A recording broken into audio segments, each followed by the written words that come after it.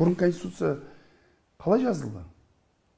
12 адам, бір топ, оны үшеуі шетелдің адамдар, жабық форматта, дәл осылай ашық талқылау болған жоқ. Енді қанша мықты бол, қанша данышпан бол, қателесу мүмкін ғой. Біз керісінше жасадық. 130 адам, мықты ар жағындағы бүкіл институттар, бүкіл мемлекеттік органдар барлығы жабылып, 130 адам тек қана мына жерде көрініп отырғандар.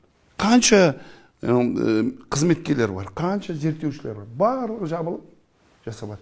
Күнде эфирге шығарамыз. Бүкіл сынды қабылдаймыз. Енді тағы бір нәрсені айтайын.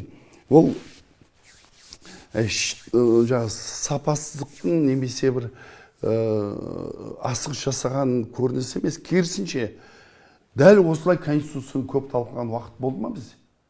Мен айтайын, 95 жылғы конституция бір кемінде бір 15 рет өзгертілді. Кім талқылады оны? 22 жыл ғана талқыланды. Осы уақытқа дейін бар жабық, халық айтады, мен не қыламын конституция? Қазір қараңыз, конституция күнде барлығы өмірі заңмен қызықпайтын адам конституция талқылап. Керемет қой.